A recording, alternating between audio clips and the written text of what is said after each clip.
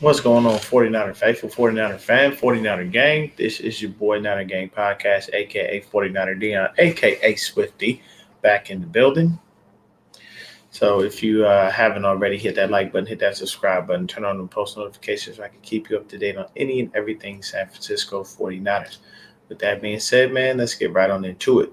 Now, I know this is bright and early for some people. On the West Coast, it's only 6:18 in the morning, and on the East Coast, it's about 9:18. If you're Central Time, it's 8:18. So I know typically early in the morning, people don't usually do shows like that, but I had not done a post game show for the 49ers versus Falcons win, so I definitely need to go ahead and make sure I put up that content. I will be going live a little bit later with my guys from the Forever Faithful podcast, B Dubs and Lefty. So check us out. We'll be on around 6 p.m. Uh, Pacific Standard Time. I apologize. A little early in the morning. So, with that being said, let's go ahead and get right on into it. So, 49ers pull off a nice win over the Falcons. And we pulled it off in the way that we should have. When you take a look at it, you look at the score, it was 31-13. The big thing that I saw here is we scored in the second half. And we scored 14 points in the second half. All of them in the third quarter, nothing in the fourth. Albeit by the time the fourth quarter came, the game was pretty much out of reach. But either way, we still made it happen. We scored each quarter. We scored. So basically, by the end of the first quarter, it was 3-3. It looked like it was going to be a defensive dominated game because both teams were just holding each other. Then the second quarter, we scored 14. They 4-7. Third quarter, we scored another 14. They only scored 3. And then the fourth quarter, neither team scored. So that's how you come to that 31-13 win. Basically, we did what we were supposed to do. We went out there, we dominated, we played, hard nosed, smash mouth football. We ran the ball the way that we were supposed to. Jeff Wilson Jr. got off. He found his stride. And he did some things in that game that were wonderful. It kind of reminded us of what Jeff Wilson Jr. truthfully does, because typically what he'll do is, he's our banger. He's our hard nosed runner. You know what I mean? But Jeff Wilson Jr. still got some boogie. He got some giddy up in them legs. So looked like he had a fantastic game. We have a turnaround. We play the Titans tomorrow. So this is a quick turnaround for us. But the beauty of this is it gives us a little bit of extra time to be able to relax, get a couple guys back, i.e. Aziz Al-Shair. And, hey, good morning, Tanya. I.e. Aziz Al-Shair. And we have Elijah Mitchell as well. So, I'm hoping that those two guys don't play in this game. Reason being is because we've played a few teams without them, and we've been able to win. So I'm saying, hey, give them the extra rest. Let them relax. I know that you love Elijah Mitchell, Kyle, but just let him sit, man. Jeff is doing a good enough job. We're fine. Don't worry about it. Just keep things pushing, keep things going. I want to start off with Jimmy Garoppolo. So both of the quarterbacks in this game are extremely pedestrian. And that's where I'm going to start with the quarterbacks. So I told people, on the preview show that, Jimmy and Matt Ryan were one and the same. The only difference is Matt Ryan had thrown more interceptions than Jimmy. He had 11, Jimmy had 8. Neither of them threw an interception in this game. Uh, you know, it just wound up in a situation, man, where they both looked very pedestrian. One threw a little bit more than the other, but neither one of them did anything spectacular. Jimmy did what he was asked to do. He didn't screw the game up. He didn't mess it up. He did what he was supposed to do. So I give Jimmy a thumbs up on that, because he didn't screw the game up, but he didn't do anything overly spectacular either. And the reason that I say that is because there's a lot of people that'll be like, "Oh man, you can't just take a win." I am taking a win. I'm just not going to give him a bunch of credit that he doesn't deserve. My opinion, my channel. You don't like it, kiss my ass. Um, Matt Ryan, 19-32 for 236 yards, 1 TD. He was sacked 3 times. Jimmy Garoppolo, 18 of 23 for 235 yards, 1 TD. And he wasn't sacked. So that's the only real difference between the two. Matt Ryan had one more yard, but he threw the ball, looks like 9 more times than Jimmy did. And, Jimmy didn't get sacked, so that's a good thing. That means the O-line held up, the protection did what they were supposed to do, and we didn't really allow too much to go on in the backfield. So, from a quarterback standpoint, from both guys, mediocre game, man. One touchdown, barely 236 yards. That, that's nothing to fall out over. You're not looking at that going, damn, that quarterback had an amazing game. You're looking at it going, you did what you were supposed to do. So, yeah, it's cool. And that's kind of how it works. So let's slide over to the running backs. So what do the running backs have? Jeff Wilson Jr., 21 carries, 110 yards, 5.2 yard average, 1 TD. Debo Samuel, 6 carries, 29 yards, 4.8 yards per carry, 1 TD. Jermichael Hasty, 1 carry, 13 yards. Juice, 1 carry, 6 yards for a touchdown. So what did we do in the running game? We dominated. We ran about 32 times, came up with 162 yards, averaged 5.1 yards per carry, and got 3 tuds out of it. Eddie Glover, what's happening with you? So think about that, people. We ran the ball. We got 3 touchdowns out of it. One of our runners went over 100 yards. Of course, Debo Samuel was not a running back, but that's just how they've been using him and utilizing him, so it is what it is. And he still gets a touchdown. I have no complaints about the running game. It worked out well for us. Seems to be doing damn good, right? So there's no complaints there. When you look at the running game, it's just fantastic. You flip to the other side of the ball. They ran the ball 23 times, only got 62 yards. And the only person that averaged over 4 yards a carry, honestly, was Matt Ryan. And he had 5 carries for 20 yards, and his longest run was 8 yards. So what does that say again? Stout defense. Very stout defense up front. The defense in general balled out, but we'll get there. So you see what our running backs did. Easy enough, right? Easy money. Go out there, run the ball, run it down their throat, do our best to control TOP and make things happen. So we're going to slide on down to the receivers. George Kittle, 6 catches for 93 yards. He got skinny up the sideline on one of his targets, and that was a beautiful, beautiful catch and run. He 6 out of 6. He caught every ball thrown at him. You know what I mean? He had 50.5 yards a catch. Debo Samuel, 4 catches for 60 yards. So you got to think about that. Debo had 60 yards rushing. 60 yards receiving, 29 yards rushing. So that's 89 overall yards. And a touchdown. Can't be mad at that. Brandon Ayuk, 1 catch, 36 yards. Juwan Jennings, 3 catches, 28 yards, and a tud. You know what I mean? So these are just all the things that are happening. You flip to the other side of the ball for the Falcons. Russell Gage, he got a little busy. 8 catches, 91 yards, 1 touchdown.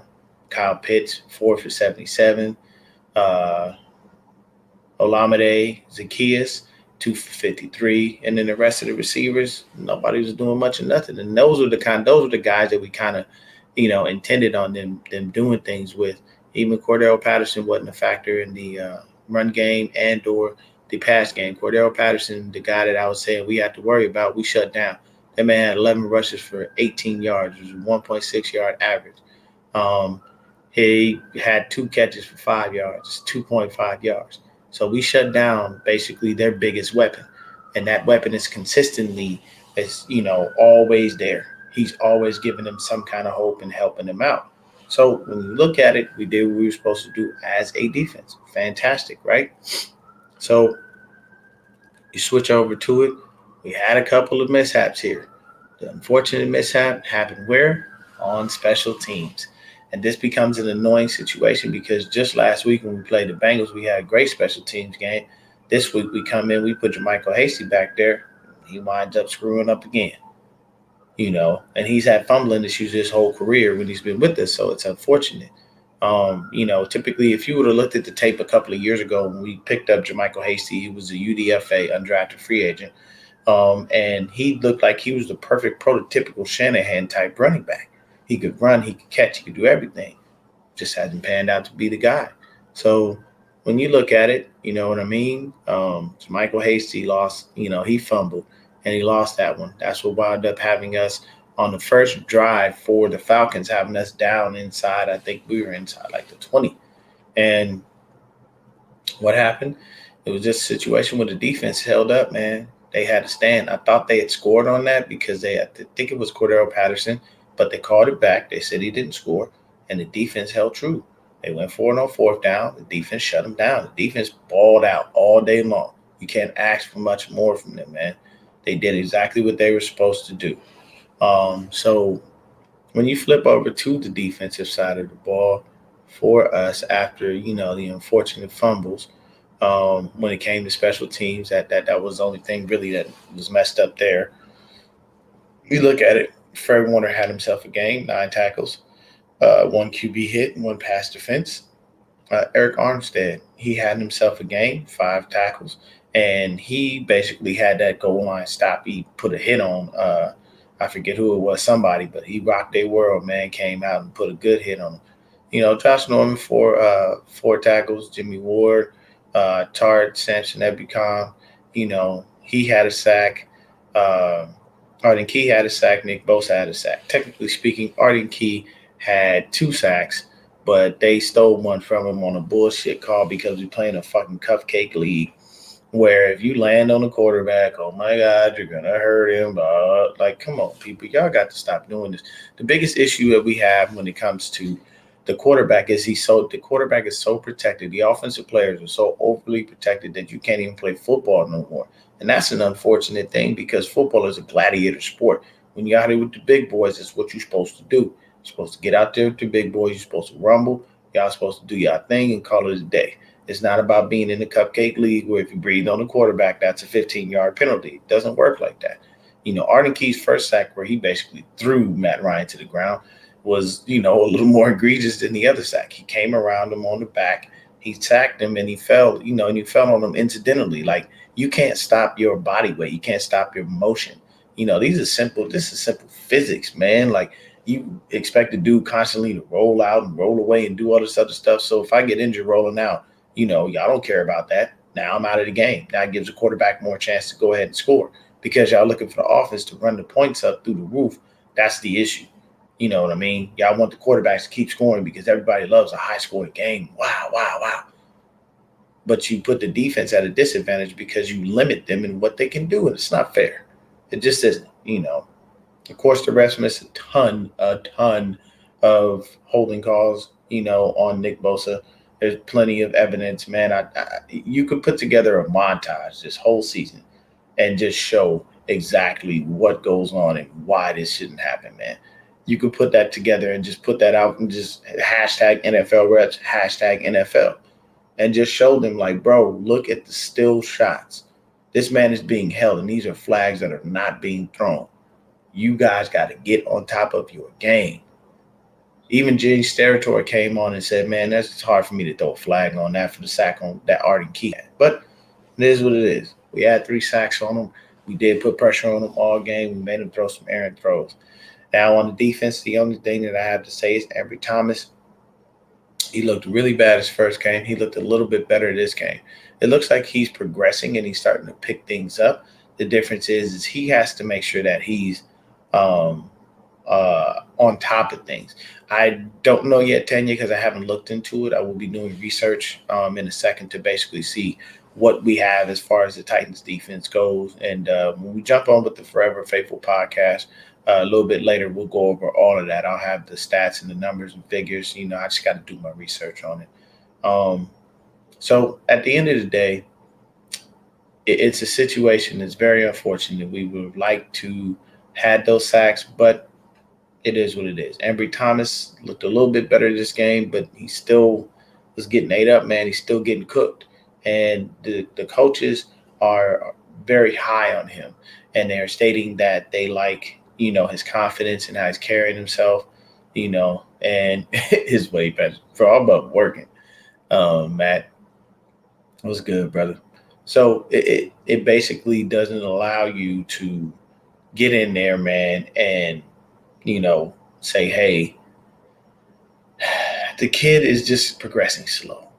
And I get it. He didn't play football the year before. He hasn't played football all year, but I'm a little worried.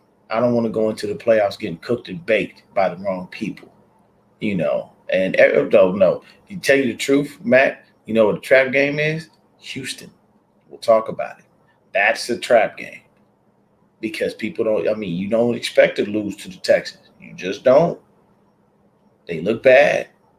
They're a horrible team on both sides of the ball. Ain't much of nothing. You know, you got one burner. That's Brandon Cooks. After that, I don't know who else is on the team really. So going back to Ambry Thomas, you just don't want to have a defensive back out there that's getting baked like that in the playoffs, and that's the hard part, man. I would say David Yang says Ambry playing too soft, too much. Kello and him right now. The one thing I can say about him is he doesn't have the Herman Cruz, good morning, fans. Mosley will be back by then. I understand everybody's got good points, and I'm getting there. Y'all just making the points before I am. To the Kello thing, I think Ambry Thomas, the difference between him and the Kello is he doesn't have that mental block that's there. You know, a Kello would get beat and then he just shut down. Like mentally, he would stop. And then when it comes to Mosley, I don't believe they're going to play Mosley until the playoffs. I believe they're going to try to give him as much rest as he possibly can because I do believe there was a high ankle sprain.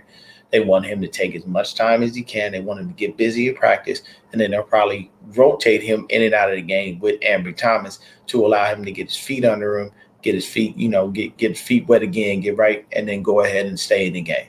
I think that's what they'll do because we're going to have to ride through the playoffs with Ambry Thomas. We're going to have to ride to the playoffs if we make it there. It's still a big if with Ambry Thomas and Josh Norman. You know, the Shark is still alive, so that's the reason why we haven't seen Diamador Lenore. And I believe they probably let the Shark walk next year and put Lenore in his spot because that's what they envisioned him doing anyway. We would all like to see Diamador Lenore on the outside. I know he got cooked a few times. He's not avoided, criticism, but he did look a little bit better than Ambry, and it wasn't so bad. So with that being said, we'll move off of Ambry Thomas, man. It is what it is. You know, kid's young. He's learning. He'll figure it out eventually, man. You know, we don't want this to continue to happen, but from game to game, you can see the progression. He's just got to get a little bit better. He's got to get smarter. You know, he's got to learn to jump. He's got to understand, high pointing the ball and all that stuff. Probably hang with the receivers a little bit and understand exactly what their mindset is when they're coming to the ball. That's why Sherm was so good because in college he was a wide receiver. They flipped him over the corner when he got into the NFL. People don't know that. They drafted him when he was drafted at Stanford. He was a wide receiver. He was not playing DB. So it is what it is. What do you say? Ambry and Kello failed to make a play. They just don't. Well, I mean, hey, it is what it is. At this point, we just got to stick with the kid. And I'm one of those people, I don't like to harp on it. I understand these things happen. And it's the NFL. It's unfortunate. But at the end of the day, man, we have to roll with the kid. That's what they keep putting out there. So I'm going to put minor faith in him, not a lot. I got about as much faith as every time it's showing up as I did when I was little and my dad would tell me he was on his way. It was a 20% chance he show up and an 80% chance he didn't. So it is what it is. Don't put a lot of faith in him. Just understand these things you got to deal with. You learn and you live. You live and you learn, should I say. So those are everything that we had right there as far as, us as a, offensive and defensive team. And then when you take a look at things, when you just look at things from the team stats, this is exactly what, we wanted. We wanted to dominate them in every way that we could. We had 23 first downs. They had 13. So that's 10 more. We had less plays than they did. We had 56. They had 58. And we had 397 yards. They had 275. So you think about that. Total drives, we only had 10. They had 11. You know what I mean? So then you look at the passing, 235 versus 213. We're winning in every facet of the game. Once we ran 100 more yards than they did. Red zone attempts, we were 4 out of 5. They're 1 out of 5. Penalties, we had 5 for 35. Nothing really big or over the top. Time of possession was very close. We had 30 minutes to 27 seconds. They had 29 minutes and 33 seconds. So when you look at that, everything was matched evenly. And in some spots, we actually were losing, but we still won, and we won in better fashion. So this game was a game that we were supposed to win. We did win, and I'm very proud of it. I'm not going to harp on anything negative. I'm not going to give Jimmy an overabundance of credit. 3 touchdowns came from the run. 1 touchdown came from the pass. Jawan Jennings dropped a couple of passes this game, but it's going to happen. And, he'll get better at it. And I know a lot of people are comparing him to Kendrick Bourne, but, I will say this. I feel like I love KB. I miss him. He was definitely a great receiver for us, and he did some wonderful things for us while he was here. But let Jawan Jennings become him, come into his own, be himself, and he's gonna get busy, man. He's gonna continue to boogie. You know what I mean? If you look at Jawan Jennings just this year, if we go back and let's just take a look at some of the team stats, Juwan is balling out this year, man, and he's doing his damn thing. He hasn't been used as much as KB over there, but currently right now he's in the game and he's not coming out. He's been balling. They've got more faith in him, and they understand that these things are going to happen, and it's a little bit unfortunate, but you do what you can and you roll with what you got. So for the season, Jawan Jennings has 14 receptions on 24 targets, 144 yards. He's averaging 10.3 yards per catch, and he has 3 touchdowns. So that's a beautiful thing, man, for a person who hasn't played a lot. And he's played in 13 games, but mainly as a blocker. They haven't been using Jawan as a, actual receiver for very, very long. So when you take a look at that, you go, dang, man, you look at the stats, you're like, he played 13 games, but he hasn't been used mainly as a receiver. He's been used more as a blocker. And that's typically what you wind up doing. It's nothing new. So for right now, when you take a look at the Patriots, KB, 45 catches, 56 on 56 targets, 667 yards. He's got 5 TDs. He's averaging 14.8 yards per catch, man. You know what I'm saying? KB out there doing this thing. And KB has at least 100 yards rushing. So shout to KB, man. They doing this thing over there in New England. I can appreciate him. I'm glad, happy he got paid. He deserved it. He earned every single penny because KB was Mr. First Down and Mr. Touchdown. And I understand there were times where he dropped balls and a lot of people didn't like it, but it is what it is, man. Hey, the man came through when we needed him. In the red zone, he was disgusting. He was a target that you love. Why? Because you put that ball in there and you knew he was going to go ahead and get it. So, I mean, you think about it, Jawan's only got 2 less touchdowns than him. He's played just almost the same amount of time as him, so he's working, he's doing his thing. He doesn't add a yardage to go with it, but these things will come with time. So I feel like the experience Jawan is getting now will prepare him better for next year. And I always say this, and I'll stick to it. Jawan is who they wanted Jalen Hurd to be. They expected Jalen Hurd to be more of a continual back, and I'm pretty sure they wanted to put him at tight end at times just because of the size, the body, and the speed. But the issue is, man, couldn't stay healthy. So it is what it is. So for my picks this week, man, I went 9-7. There's a couple picks that I had that I definitely anticipated winning. Few guys that lost, but it is what it is. So I'm 9-7 with my picks. I will come on, like I said, with the Forever Favorite podcast later. We're going to go ahead and touch on this Titans game and try to get this figured out, man, before the day is up. We'll be on 6 p.m. Pacific Standard Time, 7 p.m. Mountain Standard Time, 9 p.m. Eastern, and 8 p.m. Central. So remember, the Forever Faithful podcast, definitely look those guys up. Give them a like, give them a follow. We'll be on. It'll be me, B-Dubs, and Lefty. We might even see probably pull Silverado Kev in, see what his take is. But I think he might be a little busy with the Real Talk Niner Talk crew. I believe they go on today as well. So for me, that's my take on the game, man. It was a wonderful game. We did exactly what we were supposed to do. We went in there, we got another home win. And it's starting to feel better as a fan because when you're a fan and you're a season ticket holder, all you have is home games. So you got 8 times a year where you can go and watch a game and you hope all those 8 times the 49ers win. And we did not do that earlier this year. So earlier in the year, we didn't wind up getting that W, for a very long time. Now we have those W's in-house. We're making Levi's our home. Everybody's starting to come together and understand that we are that much better than what we had shown them earlier in the year. And a lot of people have us as a dark horse when it comes to the playoffs. Nobody wants to see us. The beauty of right now is Leonard Fournette, possibly on IR. Marquise Godwin, or Godwin. I don't remember his first name. I think it's Marcus Godwin for the Bucks. He's out for the rest of the season. Lamonte Davis is going on IR. So, things are starting to happen, and you wish no injury on nobody. I'm not trying to say that that's okay, but these things happen. And if these things are going on, those are doors that open for the Niners. The Bucks just lost to the Saints 9-0, though it was a divisional game. So those are a lot harder than people think. Still, it's a loss, and though Tom Brady has 7 rings, he ain't won every time in the playoffs.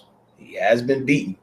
So we just got to take a look at it, and see what we can do. And hopefully we can go ahead and make sure that we get into the correct seeding and keep things going. The Rams did win, so they still hold that 5th seed as far as right now is concerned. But when you look at the playoff picture, let's actually take a quick look at it and try to take a look at some of the guys in our division, because that is what we have right now that we're looking at. So for the Cardinals, man, when you look at them and you look at the last couple of games they got, those games are tough. The Cardinals got to play the Colts. Colts just smacked the Patriots in the mouth. Then they got to go into Dallas and play the Cowboys. And their last game of the season is versus the Seahawks in their home. So conceivably, they could lose all 3 of them games, And Tom Brady spiking titles instead of football. That's hilarious. But that works. That happens. When he gets mad, man, he'll throw whatever. But look at those games. That's conceivably 3 straight L's for the Cardinals. You know what I'm saying? And right now they 10-4. They can wind up 10-7.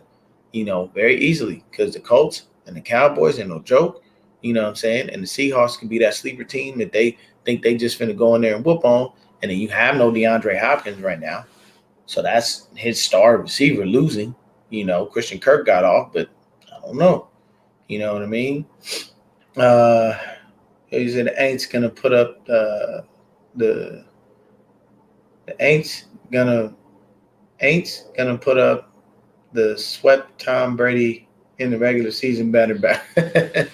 The Saints, you mean, man? Yeah, they're gonna put up a little banner and say they swept Brady. But those for the Cardinals, man, that's crazy right there. You can see them losing.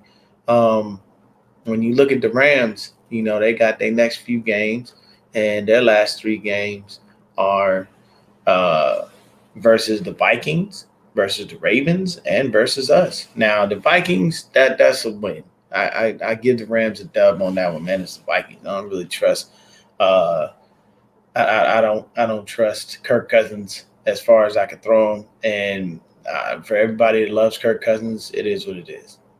And then when you got the Ravens, if Lamar's back, that's a possible L.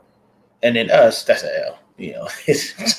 There's no hope there. That's a loss. That's a straight up L, bro. It is what it is. So those are just a couple of things that happened, and that's exactly what it is. As far as that goes. The Seahawks, they're pretty much, I look at them as being on the outside end, man. They 5-9. Their last 3 games are going to be versus the Bears. That's probably a win. The Lions, that's a possible win. And then the Cardinals, it's a divisional game, so you never know. Even if they do wind up with 8 wins to finish out the season, they'd be 8-9. And they'd be on the outside looking in. I just don't see them, running, this spectacular gauntlet and then sliding into the playoffs with a sub 500 record. We right now are at 8-6. And, anything can happen. We got this game against the Titans. It's a short game. It's on a turnaround week. We got to go in there and punch these dudes in the mouth, get better, and do things. Now, I do want to touch on something, man. And there are people out there that would love this from Colin Cowherd. There are people out there that may feel on the fence about it. There are people out there that may, like or not like this. But I took a look at a YouTube video from Colin Cowherd, and it's just this guy's fawning over Jimmy Garoppolo. I mean, he's just all over it, man. And he says, part of the reason that Jimmy wins is because he looks good. And I'm like, what? So I had to think about it. He explained it. And, He's sitting there the whole time, and Jimmy looks good. He's looked good since he was in high school. I'm pretty sure all the girls are all over him, and they're all over him now, and everything else. And I'm like, I mean, okay, so the guy looks good. Ugly people win every now and then. It is what it is. Yeah, he is a trash talk, man. But he was just fawning over Jimmy and how attractive he is, and look at his record, and the guy just wins and all this other stuff. And I'm like, yeah, but y'all seem to forget the number one thing that's king out here. You never can put him into an elite category because one, he has a problem staying healthy. You know what I'm saying? So you got to think about it. He was healthy pretty much all of 2017. And that was only 5 games that he actually even played. So he had no chance to really get injured. He just played 5 games. 2018, 3 games injured. 2019, full season. 2020, injured, in and out of the game. He'll play a game, hurt, all kinds of things. And that's not his, injuries happen and you can't control them. But when you get injured more often than you play, you can't really say much. People talk about him having an 8-year career. I don't really count his full 8-year career for Jimmy, strictly based on the fact that Jimmy didn't play in those 8 years. His first 4 years, he just sat on the bench. Brady had held it down. And when they decided they wanted to go to him, Brady went in the office and cried like a little girl and, basically told Robert Kraft, get this dude the fuck out of here because, Bill's trying to get rid of me like a dumbass. They won another Super Bowl, but hey, it is what it is. So, technically speaking, Jimmy had a couple years. So I'd say he had technically about maybe 3 years that he could have played, and he missed a lot of time during those 3 years. When you miss a season, when you're injured in 2020, we had the whole damn team on IR at one point. I think it was just fucking ridiculous, So, he's fawning over him. He's doing the most, and I'm like, come on, guys. At the end of the day, man, if Jimmy Garoppolo was that damn good, you don't flirt with everybody in the offseason to try to get another quarterback in here. You don't tell Tom Brady no, which was, I don't know why the hell you would do that. And then, you don't go after Aaron Rodgers. You don't go after Matthew Stafford. You don't go and trade, 3 first-round picks to go and get Trey Lance. You know what I'm saying? And there's even talk of them trying to keep Jimmy here next year. And the stupid thing about that would be is why would you sit a young man like Trey Lance 2 years behind a quarterback that's not going to teach him nothing, that doesn't really have the resume to be able to, give him the guidance when he has a hell of a time out there on the field as it is. I just gave y'all his stats. The man threw for 260-something yards and 1 touchdown. Is that really the guy that you want? You know how many games Jimmy Garoppolo has had this season where it's just been basic ass numbers, regular shit, things that Trey Lance can do. Like it just, come on. And well, look at his record. So you mean tell me Jimmy won every single game he was in? You mean tell me the run game ain't bail him out by us controlling the clock? You mean tell me the defense ain't holding him down even when he fucked up? Look, man, I'll say this. Then I know people, that like Jimmy out there may take offense. Jimmy is a good quarterback, but that's all he is. He's good. He's not elite. He's not perfect. Jimmy doesn't do anything that makes you believe that Jimmy's going to be a great guy and he's going to be a consistent dude. And when the game is on the line, you can put the game on his back and then do something, unless you have to run a 2-minute drill, because he seems to be spectacular in that. I don't know why. It's like when he doesn't have to think and actually process, he seems to be able to play. So that tells me if I need a game of backyard football, I'm going with Jimmy. You know why? Because he doesn't have to think about it. He just goes out, he plays. We run simple routes. Somebody runs a 9 route. Somebody runs a slant. Somebody runs a post. Somebody runs a quick hitch. Like all these things are happening. But I can't put the game on his back and trust that he's going to be able to hold it down. So it's no slight to Jimmy in that manner. I mean, everybody has their strengths and their weaknesses in life in general. His weakness is he doesn't hit people coming out of their breaks at the proper time. Basically, when I turn around, that ball should be on the way. And then at the same time, he's throwing a lot of hospital balls. There are times where Jimmy will wow you in a game and confuse the shit out of you because you'll look at him and he'll make a throw that you didn't anticipate him throwing. And you're like, what the fuck? How did he do that? He threaded the needle several times in that Falcons game. And a lot of the people will go ahead and give him credit. You know, teammates give him credit in the open. And yeah, you're supposed to do that. You can't just bash your quarterback in public. It doesn't work like that. But what you do is behind doors, you see what's really happening. Now, the one bright thing that I did hear and I love was Fred Warner. They asked Fred Warner about Trey Lance's development. And you know what they said? They said something very similar about Trey Lance that they used to about Jimmy Garoppolo. And this was actually said a while back by Cassius Marsh. Cassius Marsh said that Jimmy was tearing them up in practice every damn day, consistently, whooping their ass. And you know what else? That's when Jimmy G wound up getting traded. And turn around in hindsight, Fred Warner. They asked him about Jimmy Garoppolo's development. About Trey Lance's development. I apologize. And what did he say? Trey Lance is shredding us in practice every damn game. But we got to work with the here and now. And right now it's Jimmy. So Fred is of the mindset of, hey, I don't run things. I just play football. I'm a linebacker. I do my job. And they'll make a decision on what they want to do eventually. So it is what it is. But the thing is, that tells you that why would you stick with Trey Lance and sit him another year behind Jimmy? I'm sorry. I just don't feel like that would that would be a good thing. And I get it. The locker room may like him, but I can tell you right now, the people that like Jimmy Garoppolo are probably Juice, George Kittle, and probably like the line, Mike McGlinchey, your Alex Max, your Brun Schools. Those are the guys that like him, man. And, you know, I know all the people that I named pretty much white, but, I mean, they're going to back their quarterback. But when you take a look at it and you see exactly what's going on, I'm so sorry. There's no reason for you to keep Jimmy Garoppolo here when you tried to bet the farm on getting him out of here. It doesn't add up, you know. And I stick to the fact of what I said.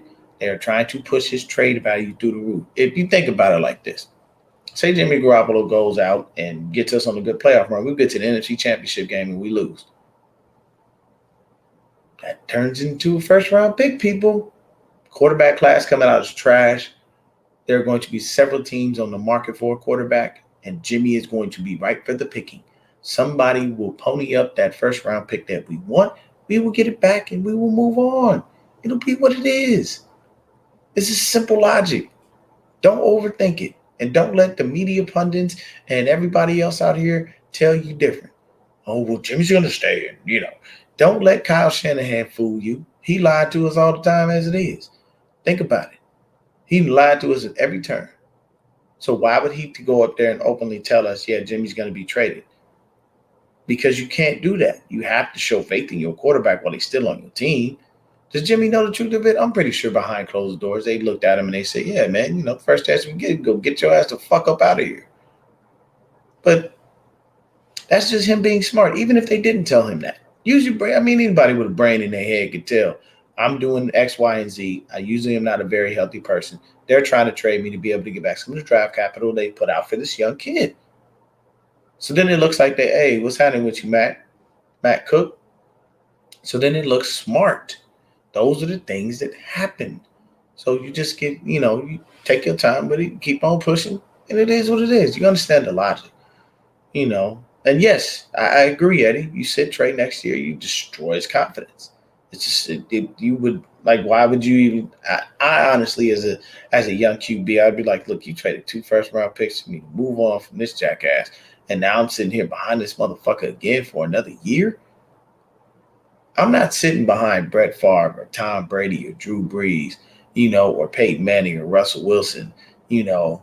I'm not sitting behind a great quarterback that's teaching me things and knows the Aaron Rodgers that know they're on the way out. And they giving me all the game they can give me because they understand they're on the way out, and it's cool. I'm sitting behind a quarterback who still wants to play, who feels he's got a lot left in the tank, and who has flashes and moments where you look and go, how the fuck can you be that pathetic on a consistent basis? Jimmy is consistently inconsistent. So that's just the real of it, man. Why would anyone want to replace the guy? I can't deal with you, man. Um, he said, Matt says, Dion, do you think we should approach Nick Bosa and Debo's contract extension? Nah, not at this moment. I would approach Debo first because Debo's going to come up before Nick Bosa. Let Nick Bosa continue to play.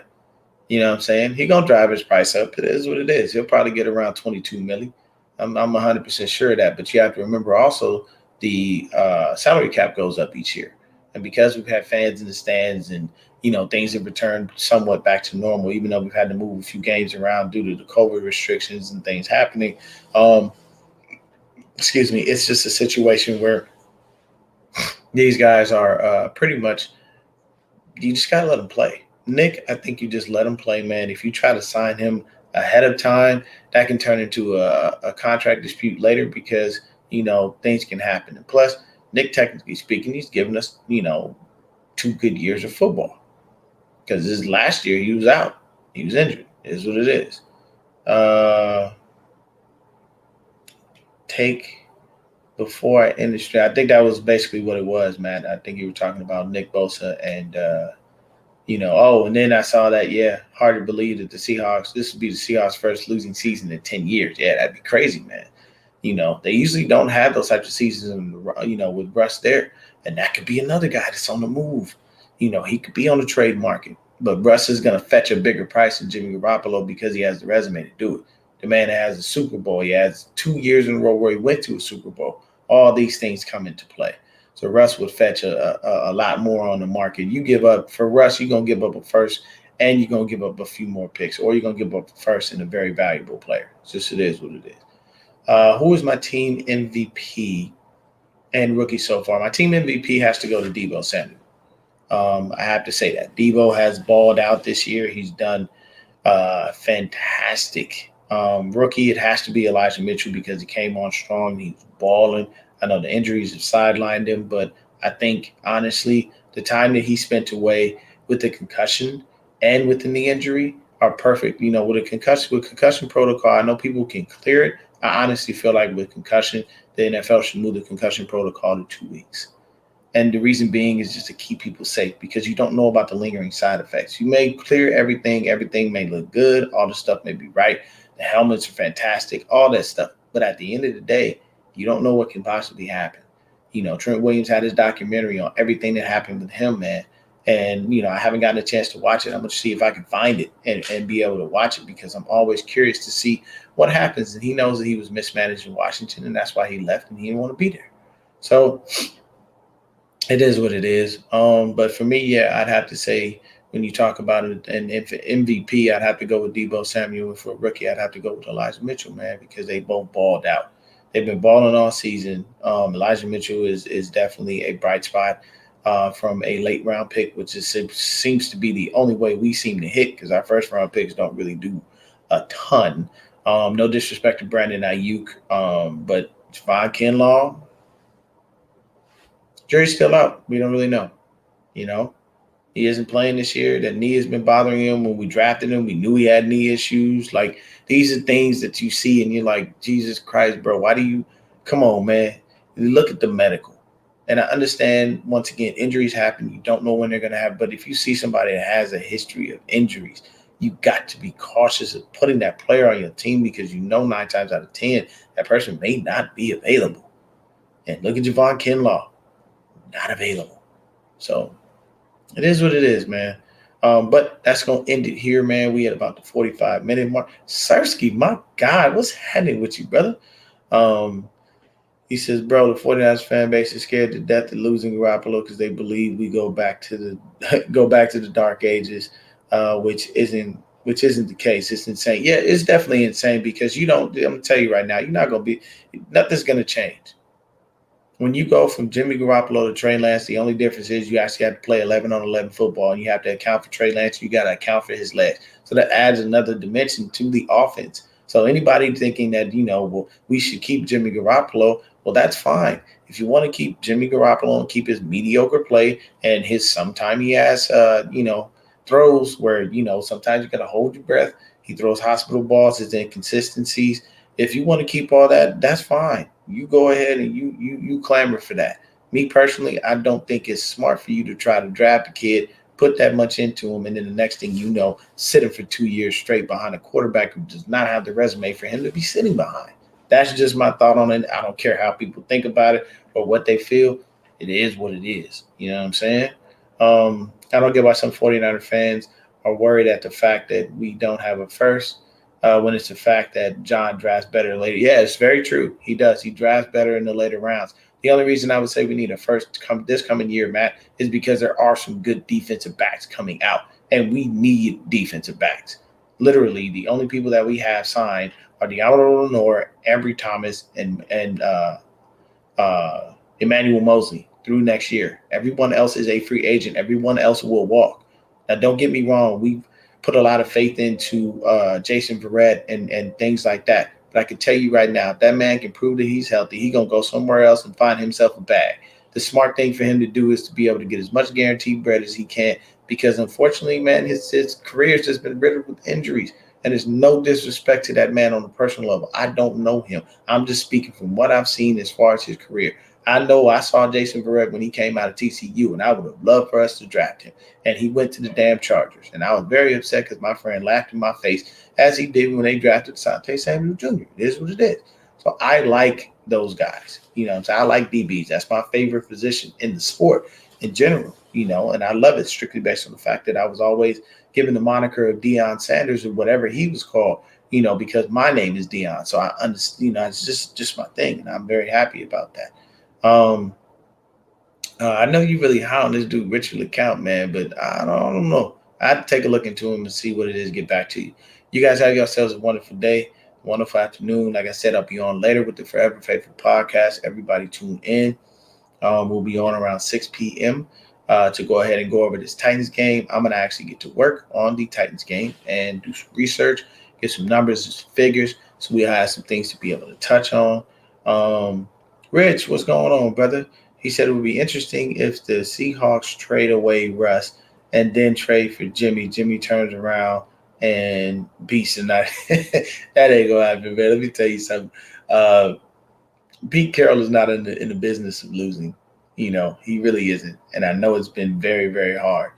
But I'll shoot you the link, man. I'll shoot you the link. I have to I'll pull it up and I'll shoot it to you on Twitter, Matt.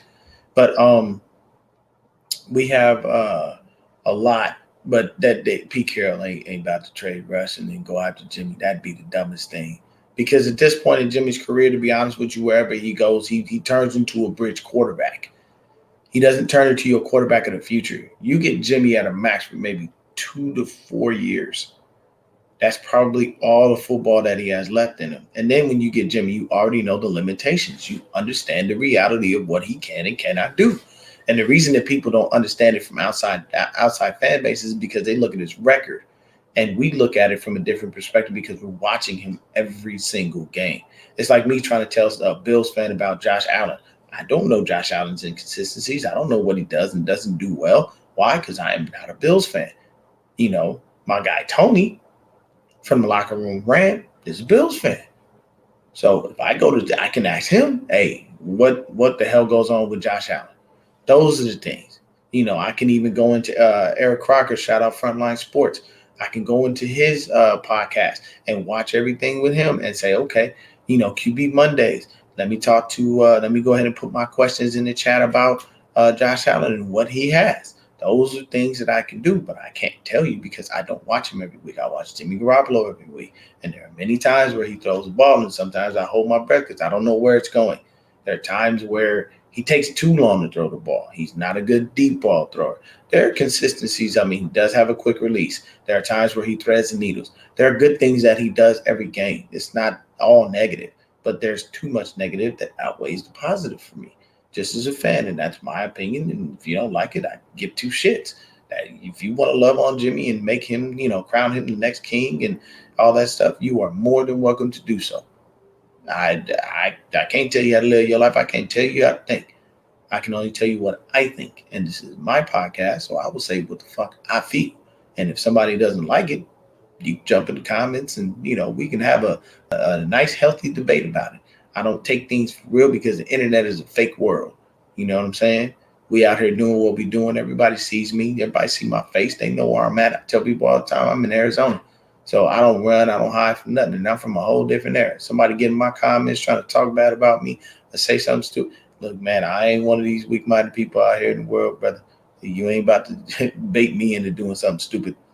And or you ain't about to tell me, oh, you should do this or you should, go jump off a bridge. Nah, man. I got better things to do in my life than jumping off bridges. I don't even like bungee jump. I ain't never even skydived in my life. I don't take chances with my life that don't need to be taken, and that's just me. But y'all have yourselves a wonderful day, man. Stay blessed, stay faithful. I'll see y'all at 6 o'clock. If anybody needs the link, man, just hit me up on Twitter at SwiftD. I'll throw this up here really, really quick because I got banners right here. So that's Twitter, that's Instagram. And anybody that's watching this on IG, if y'all could do your boy a solid and subscribe to the channel, just go over to YouTube. That's all you got to do. Slide over to YouTube. You hit the link in my bio for Twitter. Takes you right to my page. Just hit that subscribe button, man. I'm trying to get these followers up, bro. You know what I'm saying? I'm a little low right now, so I'm trying to catch up and get better, So currently right now, let me even take a look at it. Yeah, that's me. So I got 327 subscribers, man. I got like over 400 some followers on Twitter. So I'm trying to get these things up, man. Once I get to 500, I can go ahead and give away something. But I'm just trying to put these joints in the air. But y'all have a wonderful day. Stay blessed. Stay faithful. Thank y'all so much for tuning in. And if I do give anything away, I'm gonna keep it a buck with y'all, man. If I was to just give something away on a random spot, the first person that I would give away would be to Matt. Matt is probably my biggest supporter. And hey, Roy boy, what's happening with you, brother? Hey, keep grinding, man. Keep getting that yaper. You know what I'm saying? It's grind time season, man. You know that Christmas only a couple days away, so every dollar counts. But keep grinding, brother. But yeah, man, Matt's been my biggest supporter, man. He's been here with me from the beginning. I remember seeing him in the chat, and he's never wavered, man. He's been on the show with me, and got nothing but love for the dude, man. His takes sometimes are outrageous. He loves to troll Greg Cole. But it is what it is. Y'all have a good day, man. Stay blessed.